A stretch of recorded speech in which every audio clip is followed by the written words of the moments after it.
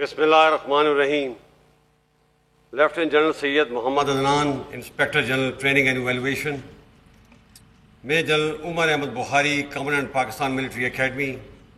General Officers, graduating cadets of 146th PMA Long Course, 34th Technical Graduate Course, 65th Integrated Course, 20th Lady Cadet Course, 5th Basic Military Training Course, faculty members, distinguished guests, ladies and gentlemen, Assalamu alaikum and good morning.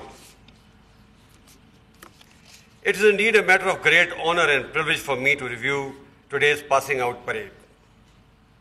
First and foremost, let me congratulate all graduating cadets and their families on this auspicious occasion.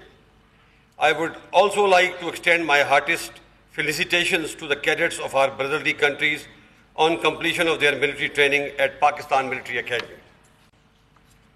My dear cadets, graduating from this illustrious institution is indeed a matter of great honor and pride.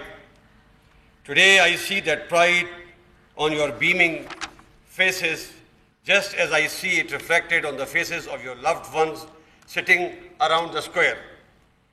You all deserve this moment of fulfillment. You, for your remarkable hard work and dedication, and your families for all the patience and support that was lent to you by them during your training.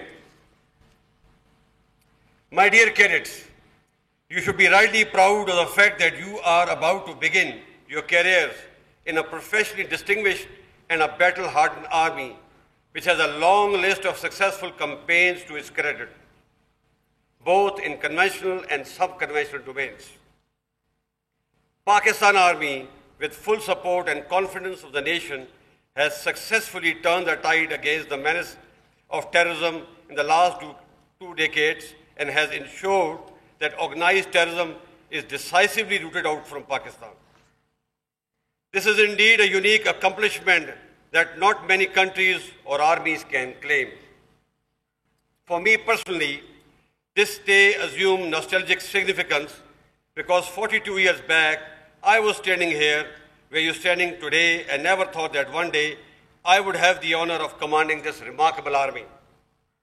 Today, as I review the passing out parade, I feel envious of you who are now embarking on a path which I treaded for more than 4 decades, a path of selfless devotion to duty, patriotism, sacrifice, and a unique privilege of leading the best officers and men both in peace and war. I therefore wish you the same luck and Godspeed for your future endeavors and careers. My dear cadets, on 12th August this year, during my speech to the graduating cadets of Royal Military Academy, Sandhurst, I highlighted certain universally accepted cardinals and traits of military leadership, which I intend repeating here for your future guidance.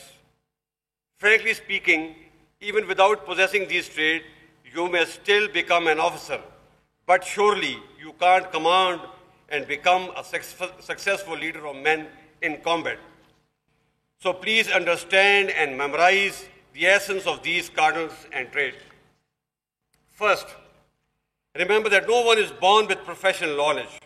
It has to be acquired through constant pursuit.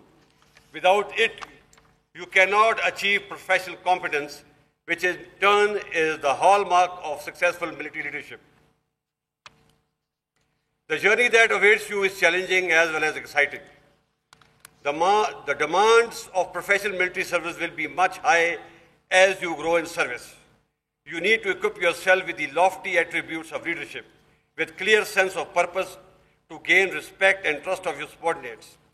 It is only through development of unwavering trust and confidence that you can instill a spirit de corps in your under command, which will hold you together in times of crisis. You must also understand that persona of a just and impartial commander who exhibits merit and dispensation of reward and punishment is the one who will earn unconditional loyalty and obedience of his under command. As a leader, you need to have courage and ability to take difficult decisions and then accept full responsibility. Correct decision-making requires competence and confidence, which can only be acquired through high-class military education, rigorous training, and continuous study of military history. In the words of Sir Basil Whittle Hart, and I quote, "An officer who has not studied military history as a science is of little use beyond the rank of a captain." Remember the value of keeping up a brave face in front of your men when you are as shattered and frightened inside as all of them in a life and death situation. The contagious energy that you will instill in your men when you lead them by example and not merely by words. Remember, when a lot of lead is flying in the air in the battlefield, an officer never says advance. He always says, follow me. The importance of keeping the well-being of your troops ahead of your own is the hallmark of a successful military leader. The essence of the last point cannot be better articulated than what was said by Field Marshal Philip Walhouse Chetwood, who said, and I quote, "The safety, honor, and welfare of your country come first, always and every time. The honor, welfare, comfort of the men you command come next. Your own ease, comfort, and safety comes last, always and every time." End quote. These eternal words are boldly etched even today on the walls of Brigadier Francis Ingle Memorial Hall in Pakistan Military Academy to remind every cadet officer of the importance of these essential cardinals of military leadership. Ladies and gentlemen, Pakistan is a peace-loving country.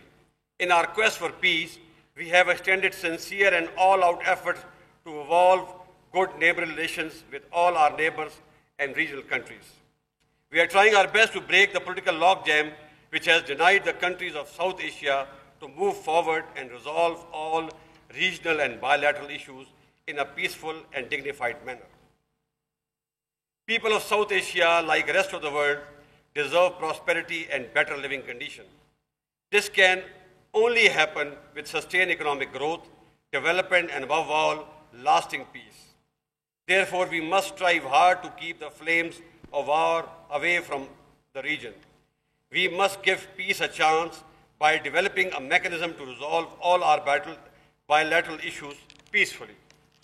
Moreover, as opposed to fighting each other, we should collectively fight hunger, poverty, illiteracy, population explosion, climate change, and disease. The world has changed, so should we, as the price of status quo will be devastating for all of us. However, I must highlight here that our desire for peace must not be construed as our weakness. No one should make any mistake about our collective resolve to defend our core interest and every inch of our motherland. I must remind you that we have paid both in blood and kind to safeguard our sovereignty and integrity. Thousands of valiant sons have sacrificed their lives to enable us reach the place where we stand today. My dear cadets, you are entering the service at a time when the challenges facing the country are complex and multifaceted. Hence, your responsibilities are far greater and more demanding than that of your predecessors. You have chosen to serve and protect your motherland, which demands the highest level of dedication, sense of purpose, and sacrifice.